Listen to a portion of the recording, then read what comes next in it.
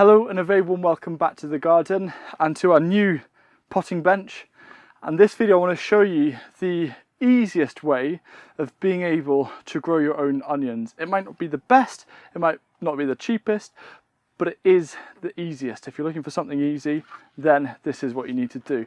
So the secret is to grow using these things. These are called onion sets, and all onion sets are an immature onion. So what happens is you plant them, you grow them, and they're actually the fastest way to go from sowing or planting to harvesting.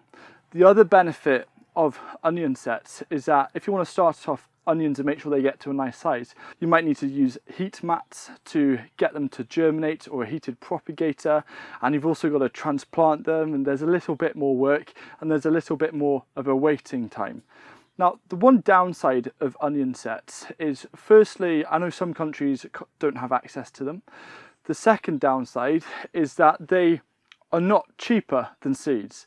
Seeds are a lot cheaper, but onion sets, what you do pay for is the convenience. And usually, I already opened this, but this is a partly used 500 gram punnet of onion sets, and on average you'll get around 150 sets from this, and this can cost like £2 to £3 depending where you get it from. 150 onions is quite a nice amount. You know, that averages out to 3 onions a week over a year. These onions here are the exact same variety as the ones that I have in this punnet. It's Sturon. And these are the ones that we grew in the other garden and harvested them last summer.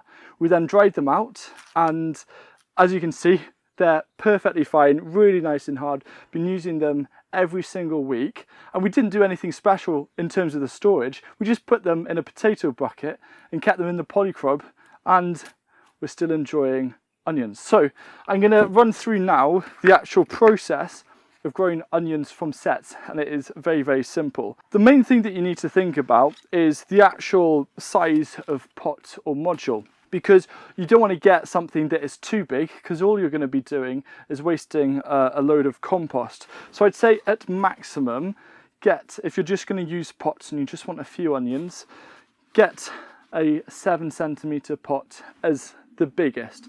I will usually plant around 1 onion set for this. You can be a little bit clever and put 2 either side and then gently split them apart if you so wish. However, for me, I usually opt for the module trays. This is the Container-Wise 40L module tray, my absolute favourite.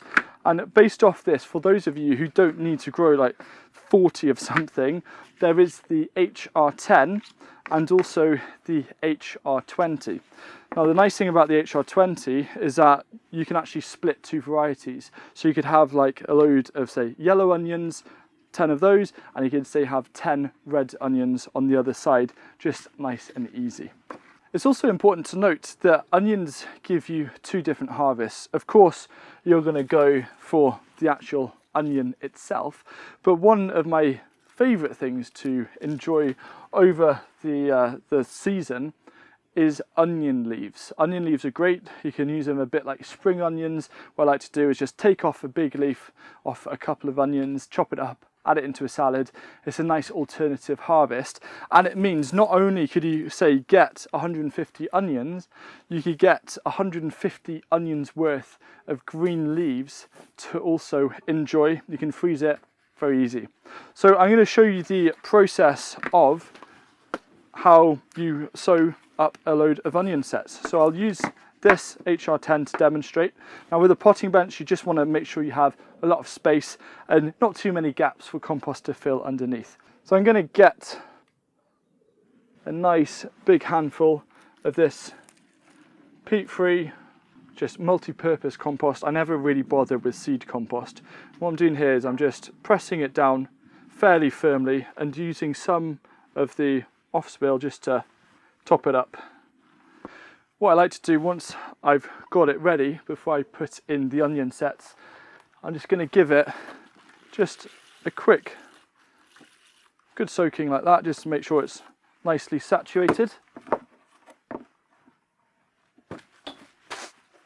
This is draft potting table 1.0.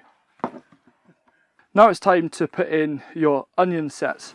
A really important thing is to actually pre-vet the sets before you actually plant them. There will be occasionally a few that when you squeeze them are quite soft. You don't want to plant those at all. You want to make sure that when you give them a squeeze that they feel nice and firm. The other thing as well is any that are absolutely tiny, I will just discard, and I will plant those, but I'll grow those instead within, say, an ornamental border and use them just for harvesting the leaves or adding a bit of structure, because onion leaves, they look rather fantastic. So I usually pick out all of the high quality, medium to large size onion sets. I'll go through it. If there are any in doubt that I'm not super keen on, maybe one has a bit of bruising, sometimes they can be a bit moldy, don't bother growing them. So many come in a packet. Just go through and pick your best. And what you can do, if you don't want to waste everything, is you could have a second module tray for all of the not so sures, just to give them a chance, because there will be a few that make it through. Putting the onion sets in, a real simple trick is to actually rotate them clockwise, because what happens is that they just perfectly go in like that. If you've got quite a firm compost, when you're pushing it down like that, the compost can spring the onion set back up. So again, I'm just going in the middle and twisting it like that. Now you'll actually see that some of the onion set is popping out, so I'll usually plant it around 2/3 deep. You can do it half deep, you can do it almost all of the way, but the main thing, if you've never grown onion sets before, is to know which way round to plant an onion set. So there's always kind of a pointier end. This is where all of the leaves are going to come out, and this end here is more of a blunt end, and you can actually see with some of them the remnants of roots, and it's quite easy once you do a few to be able to tell the difference. So again, I'm just going in like this, nice and quick, twisting them in, and it really is that simple. So that's planted. I'm not actually going to give this another water because I've already done it. It's nice and saturated. They're happy there.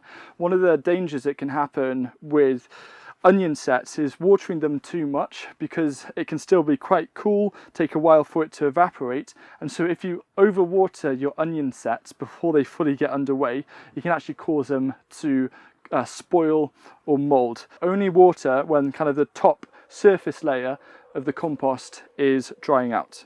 Once you've planted your onion sets, always remember to write a label. A nice thing to do is to write the date on which you have planted the onion sets, just so you can compare how long exactly it took between planting and harvesting. You don't have to plant onion sets into module trays to then plant out into your garden. I'm doing this just because of the time of year, to get a nice early start on the onions. Alternatively, you can plant them directly into your raised beds. I've found in the past that birds sometimes like to pull them out. So if you plant them out and put a few sticks around them, that will deter some of the birds. Returning to the ones planted in modules, you want to just let them grow until the actual leaves reach about 10 to 15 centimeters high. Then they're ready to transplant. Now, due to the hardiness of onions, I don't actually bother hardening them off. I'll just transplant them and kind of just say, good luck. And over the last few years of doing that, I've never had any issues, even with ridiculously cold weather afterwards. They're nice and hardy. So in terms of the transplanting, there is a little bit of leeway in terms of distances. If you plant them closer together, you can fit more onions in, but you are going to get smaller bulbs. If you plant them too far apart, you might get some really nice big onions, but it's a little bit of a waste of space. So really it's about finding a happy medium. Usually what I do is I will space when I transplant each onion set, around 15 centimeters or 6 inches apart, and I do those in staggered rows, and depending on my mood, it'll either be staggered rows 10 centimeters or 15 centimeters apart. Both of those I've had really good results with, and I think you can tell that's a distance that I did for transplanting this, for example, and I'm really happy with this size of onion. In terms of harvesting, you want to start looking for when the onions naturally flop over, and sometimes their leaves might start turning a little bit yellow, but usually it's when they start to flop over. Usually I'll leave my onions in until around early to mid-August, and then I will pull them up. Now the next thing is really important. The first thing is you can remove a load of the green leaves to process and freeze to use later in winter, and for the actual bulbs you want to make sure that you dry them, because this drying process, this maturing process, allows them to store much better over winter. So if you have an airy shed, or what we did was on the floor of a polytunnel, we just put down a few sheets of newspaper or some sawdust, is lay out your onions and leave them there for about 2 to 3 weeks. Turn them over every few days, and that's just going to dry them out really nicely. And then in terms of harvesting, you can either do something similar like this, like you do for your garlic, but I kept it really simple. I just put them in boxes. You can use some straw or some hay as well, and keep them in a nice, cool, but most importantly, dry place for winter, and enjoy your onions.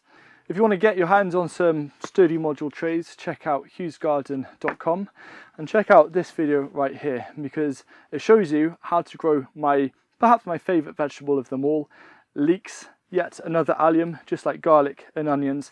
Nice and easy, a great winter staple, and absolutely delicious.